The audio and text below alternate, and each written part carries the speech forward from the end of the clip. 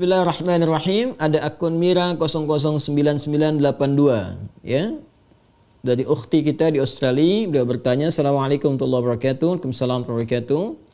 Semoga Ustaz dan keluarga serta seluruh tim Mira Institute selalu berada dalam lindungan Allah Subhanahu wa taala. Semoga Allah Subhanahu wa taala memberikan perlindungan terbaik kepada Anda dan keberkahan di tempat Anda beraktivitas, dan semoga Allah memercikan keberkahan dimaksud pada kita semua. Baik, Ustaz izin bertanya, apabila di masa lalu pernah lalai dalam menjalankan solat, lupa ya beberapa kali, apakah wajib diganti ataukah cukup dengan bertaubat kepada Allah? Karena saya pernah mendengar tidak boleh melaksanakan solat sunnah sampai semua solat yang pernah ditinggalkan diganti. Tapi saya juga pernah mendengar cukup bertaubat kepada Allah dan berjanji tidak akan mengulangi lagi. Mohon bimbingannya Ustaz. Allah barik fi.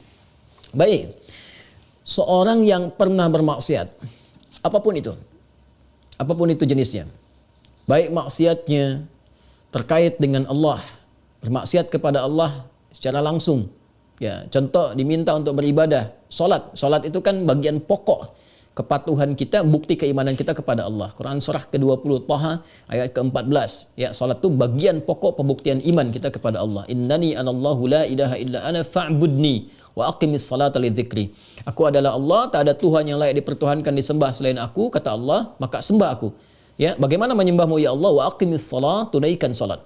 Ya, untuk mengingat aku, kata Allah. Quran surah ke-20 Taha ayat yang ke-14. Ada orang tak solat, ya, tapi dia mengaku beriman, atau dia menunda-nunda solat, ya, atau solat semahunya. Ada orang puasa Daud, dia solat Daud. Puasa Daud tu dia puasa Senin, Selasa dia rehat. Ya, Rabu dia puasa, Kamis dia rehat. Tu puasa Daud. Ada ni orang solat Daud. Ya, subuh dia solat, zuhur tak. Asar dia solat, maghrib tak. Itu solat Daud. Itu tidak ada. Ya, dia melakukan itu, dia maksiat pada Allah. Maksiat dalam hal ibadah. Ada maksiat hakun adami, ya, maksiat yang terjadi dari anggota-anggota tubuh pada soalan-soalan yang memang dilarang oleh Allah. Ya, lisan cakap yang baik, dia bercakap tak baik, dia mencela orang lain. Padahal Allah mengatakan, ya ayyuhalladzina amanu la yaskhar qaumin qaum. Hai orang-orang beriman, jangan saling mencela. Quran surah 49 ayat 11, ya. Dia mencela, dia bermaksiat. Semua jenis maksiat ni, baik terkait hubungan dengan Allah ibadah atau terkait dengan interaksi sosial dalam kemanusiaan, muamalah, itu cara mengobatinya untuk kembali pada jalur yang benar. Cara pertama adalah dengan bertobat. Quran surah keempat An-Nisa ayat 17. Quran surah keempat An-Nisa ayat 17. Innamat taubatu 'ala Allahi lilladzina ya'maluna as-su'a bijahalatin thumma yatubuna min qarib. Sungguh taubat yang diterima oleh Allah itu subhanahu wa ta'ala, taubat yang diterima oleh Allah itu subhanahu wa ta'ala adalah taubat dari perbuatan buruk, su. Ya, perbuatan buruk, su itu perbuatan yang menyalahi ketentuan Allah. Ya, diminta memandang yang baik, dia pandang yang tak baik. Diminta solat, dia tak solat. Itu perbuatan buruk. Dan sumbernya dari nafsu yang digoda oleh setan. Jadi perbuatan su itu sumbernya dari nafsu yang diprovokasi oleh setan, digoda oleh setan, dikuasai oleh setan. Itu ada di Quran surah ke-12 Yusuf ayat 53. Wa ma ubarri'un nafsi innan nafsa la'ammaratun bis-su illa ma rahima rabbi. Kita tak mampu menganggap diri kita suci karena ada nafsu yang masih diprovokasi, digoda oleh setan. Orang yang mengikuti godaan-godaan setan itu, was-was setan itu, maka nanti jiwanya akan mengikuti perintah setan, mengajak pada keburukan. Itu yang disebut dengan ammarah bisu namanya. Ya, mata melihat yang buruk, su. Lisan cakap yang buruk, su. Telinga dengar yang buruk, su. Jamak dari su, sayyiat namanya. Bila banyak dikerjakan sayyiat. Allah itu punya sifat Rahman, punya sifat Rahim, yang tidak menginginkan hambanya pulang membawa maksiat. Kamu ini lahir bersih, bersih keadaannya, tampilannya bersih, tak ada dosa, tak ada keburukan, tak ada kotoran. Kenapa pulang kepada Allah jadi kotor? Kerana itu Allah tak berkehendak.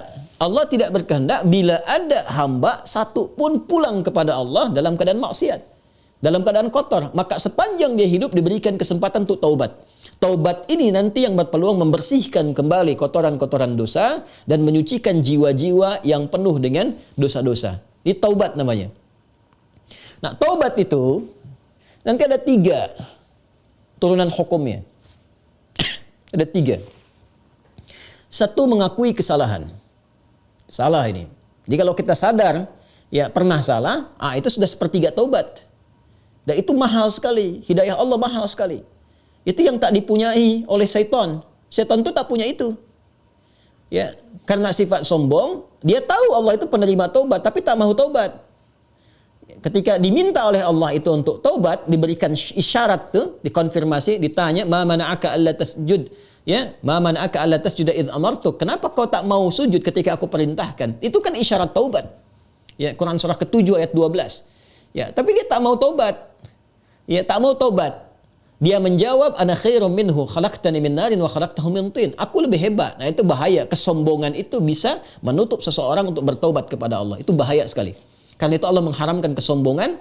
Ya, karena sayangnya kepada hamba diharamkan kesombongan supaya masih berpeluang untuk taubat. Itu bezanya syaitan dengan manusia. Ingat ya? Manusia salah karena ada nafsu, tapi manusia taubat. Adam manusia diberi contoh oleh Allah ya supaya bisa diteruskan pada anak cucunya. Diberi contoh, Adam keliru. Lalu kemudian diberikan jalan taubat. Al-Baqarah ayat 37. Fatalaqqa Adamu min rabbih kalimatin fataba alaihi. Adam menerima talaqi ayat-ayat taubat. Ya, dia memohon kepada Allah, Rabbana zalamna anfusana wa illam taghfir lana wa tarhamna lanakunanna minal khasirin. Taubat, dia diterima taubatnya. Syaitan salah, diberi kesempatan taubat, dia tak taubat. Ya, jadi jangan ikuti jejak syaitan. Wala tattabi'u khutuwatis syaitan. Quran surah kedua ayat 168. Jangan diikuti langkah syaitan. Kita beza dengan syaitan, kita beda dengan syaitan. Manusia salah, manusia taubat. Setan salah, setan tak kenal taubat. Jadi kalau ada manusia bersalah, pernah berbuat salah, tak mau dia taubat, itu patut diduga. Boleh jadi sedang dikuasai oleh syaitan. Nah, jadi kalau ada pertanyaan, itu pertanyaan fitrah. Ya, saya pernah salah. Itu selalu ada fitrah itu. Ya, dua anak Adam yang pernah salah satunya bermaksiat itu dan berkehendak untuk membunuh membunuh anak Adam salah satunya. Ada kisah dua anak Adam itu di surah Al-Maidah ya ayat 27 itu ya sampai dengan 30 ya. Watlu alaihim bil haqqi watlu alaihim naba ibna adam bil haqqi id qaraba qurbanan fataqabbala min ahadihima wa lam yutaqabbal min al-akhar. Muhammad SAW kisahkan, bacakan kepada umatmu ya tentang kisah dua anak Adam yang diperintahkan untuk berkorban. Yang satu berkorban baik, yang satu tidak. Ya, maka yang satu diterima, yang satu tidak. Maka yang kecewa ini dia merasa cemburu, ingin membunuh. Nah, ketika akan membunuh ini fatawat nafsu lahu nafsuhu, fatawat tawa itu artinya naik turun. Ya, jadi enggak ya, lakukan tidak ya. Nah, itu di fitrah kita itu selalu ada bagian fitrah yang mencegah berbuat maksiat. Ada yang sifatnya mencegah dari awal, ada yang sifatnya menyesali.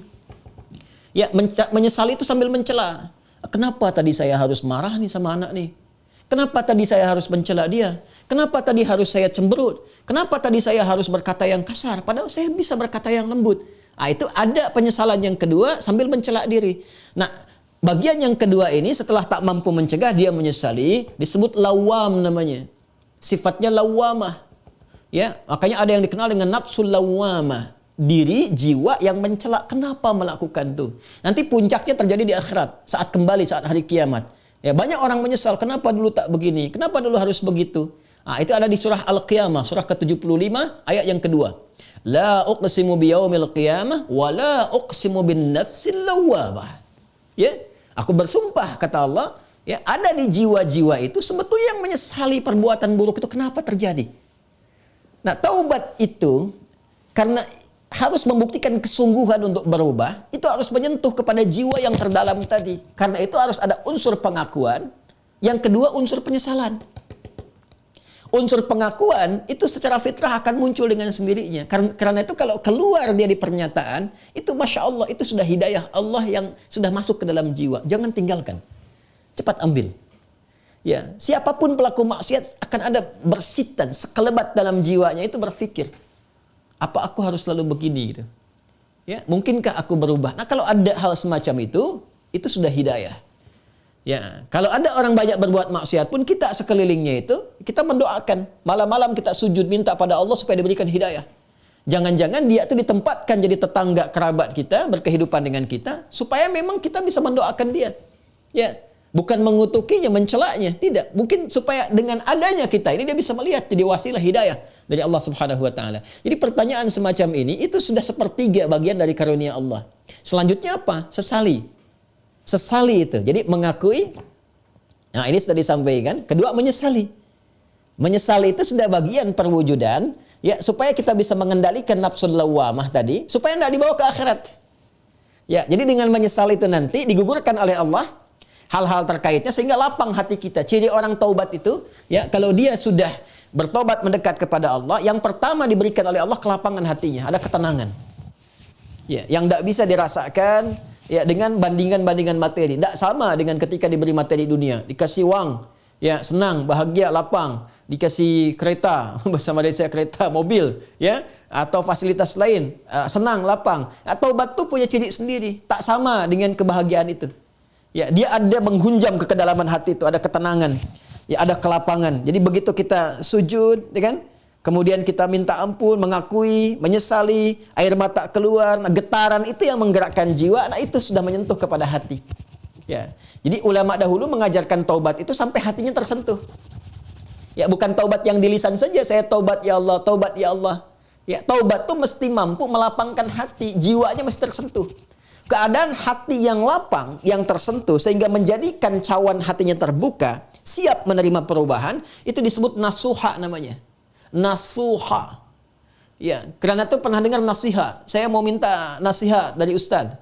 Nasihat. Nasihat itu dari kata nasoha. Sesuatu yang melapangkan. Karena kalau kita dengar nasihat, hati kita lebih lapang. Anda punya masalah, konsultasi, diberikan jawaban, hati lapang. Itu nasihat namanya. Ya, seakar dengan kata nasoha. Nasoha yansohu. Sifat keadaannya disebut nasuha. Karena itu kita mendengar ada ungkapan, istilah bahkan diambil dari ayat-ayat yang sampai kepada kita, taubat nasuha. Ya kan? Taubat apa? Nasuha. Taubat yang mampu melapangkan hati. Caranya bagaimana? Mengakui, menyesali. Penyesalan itu harus langsung bisa menyentuh kepada jiwa. Ya. Karena itu ada ulama mengajarkan istighfar sekian kali supaya jiwanya tersentuh, bangun di malam hari, ya kan? Yang ketiga, di bagian terakhir, membuktikan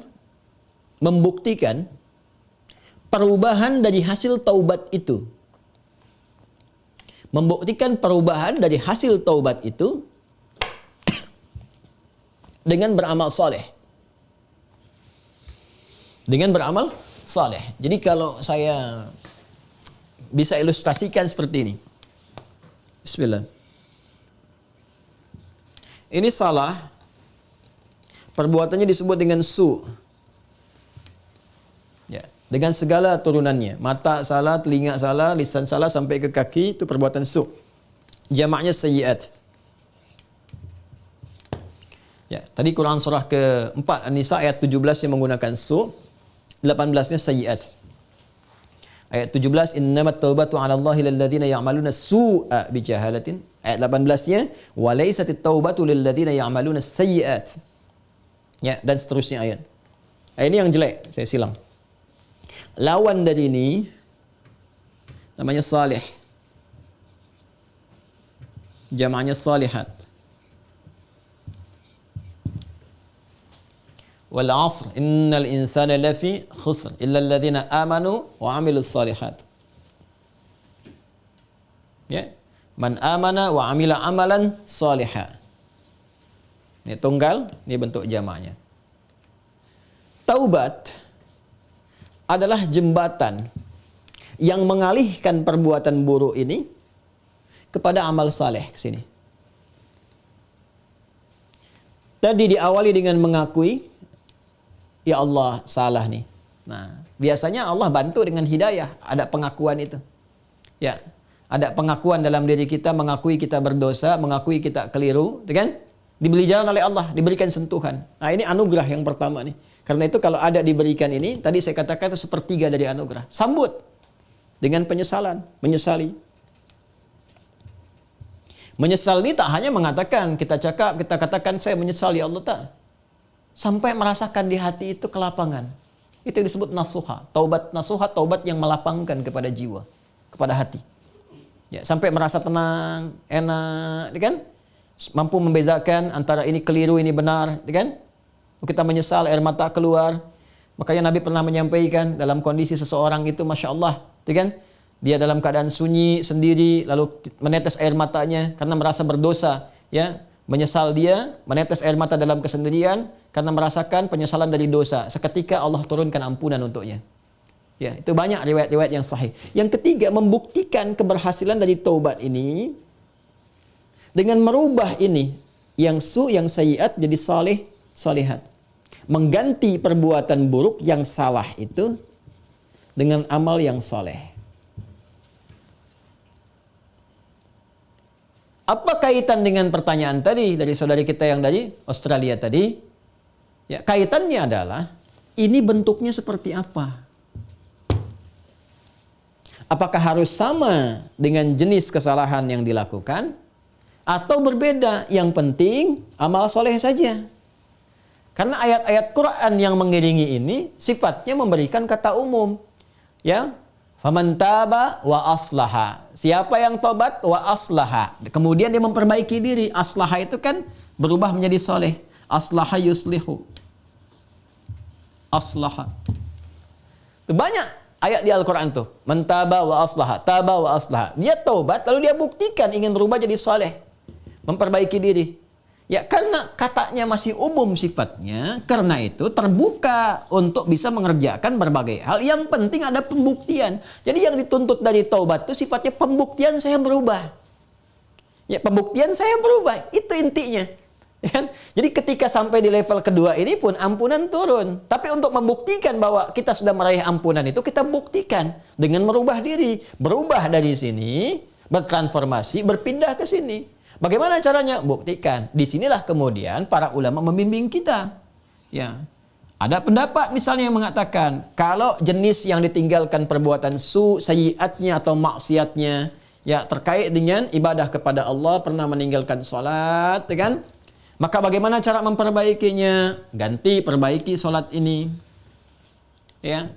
Dari yang pernah kemudian ditinggalkan, maka ada yang berpendapat dengan qada salat ketika ingat dikiaskan. Ya, maka di waktu-waktu tertentu, ya saat yang bersamaan, misal setelah salat zuhur ditunaikan, zuhur selesai ditunaikan, ya maka yang lain ada salat sunnah, dia mencoba untuk mengganti dahulu yang terdahulu, yang pernah dia rasakan tertinggal, dia niatkan untuk mengganti. Ya, ini di mazhab Syafi'i sangat populer. Ya, maka dia salat kemudian untuk dia niatkan mengganti yang terdahulu. Begitu masuk kemudian waktu maghrib, ba'da maghrib orang sholat sunnah, dia mencoba mengganti yang terdahulu lagi. Ini satu pendapat di antara sekian ragam. Ya. Ada kedua yang berpendapat, tak dibatasi dengan sholat ini saja. Ketika dia tobat, diterima tobatnya, diampuni. Kalau sudah ampun, turun, ampunan Allah turun, diampuni, ya gugur yang kemarin itu, selesai. Tinggal dia buktikan memperbaiki. Bagaimana cara memperbaikinya? Ya, sesuai dengan keadaan dia yang baru. Kalau dia sudah kerjakan sholat zuhur, ya sudah, selesai sholatnya. Mengganti yang dulu-dulu, perbanyak amalan yang lainnya dengan sholat sunnah. Dia kejar qabliyah zuhurnya, dia kejar ba'diyah zuhurnya, untuk membuktikan kepada Allah bahwa dia telah sungguh-sungguh berubah. Ya, ini hanya ragam saja bagaimana kita kemudian bisa memilih di antara ini, dan semua punya jalurnya yang dapat dipertanggungjawabkan secara syariat. Ya, jadi dipersilahkan, Anda nyamannya mau yang mana yang dikerjakan, tapi hanya ingin menunjukkan ini ada perubahan dalam diri kita. Jadi boleh Anda perbanyak amalan-amalan sunnah, ya ada yang berpendapat, ambil karena umum sifatnya, tidak ada spesifik menekankan kepada Anda. Ya harus mengganti yang terdahulu misalnya dengan kerjakan yang fardu lagi, nggak ada yang spesifik begitu. Karena itu tafsirannya luas. Ya kaidah berkata sepanjang umum tidak ada takhsis, maka jangan ditaksis. Jangan dikhususkan pada amalan tertentu. Jadi ambil yang paling ringan. Ya kalau misalnya Anda ingin coba ganti dengan mengganti menggunakan yang sunnah, silahkan, babnya luas. Perbanyak ibadah sunnahnya, bangun malam tahajud, buktikan dalam kebaikan dan seterusnya. Dan semoga dengan itu Allah Subhanahu wa taala ya memberikan ampunan kepada kita sampai kita kembali kepada Allah dalam kebaikan. Ini babnya. Jadi prinsipnya sebetulnya bukan persoalan apakah ganti menggunakan fardunya lagi atau cukupkan dengan yang sunnah saja. Bukan itu persoalannya. Persoalannya sejatinya adalah bagaimana kita membuktikan kepada Allah kita berubah. Dan babnya luas. Ya. Jadi kalau Anda kemudian ingin memperbanyak yang sunnah, silahkan.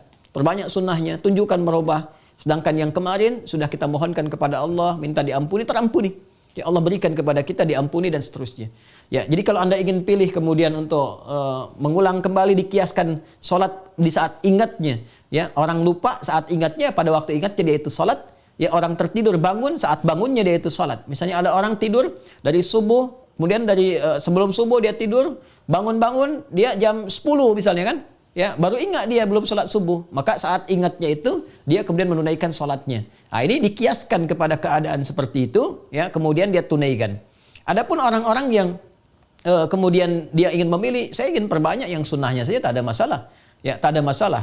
Ya, jadi silahkan perbanyak sholat sunnahnya, dan tidak ada satupun dalil yang spesifik mengatakan dilarang menunaikan sholat sunnah sebelum yang fardunya tercukupi dahulu. Kita pun tak tahu berapa fardu yang sudah tertinggal. Bagaimana mencukupinya? Ya, jadi nggak ada dalil spesifik seperti itu. Yang ada adalah terbuka luas untuk kita beramal, membuktikan kesungguhan kita telah berubah. Wallahu ta'ala a'lam bis-shawab, dan semoga Allah menerima taubat yang kita mohonkan kepada Allah, dan tidak ada semua kita yang bebas dari kesalahan. Saya, Anda, kita pun pasti pernah berbuat salah.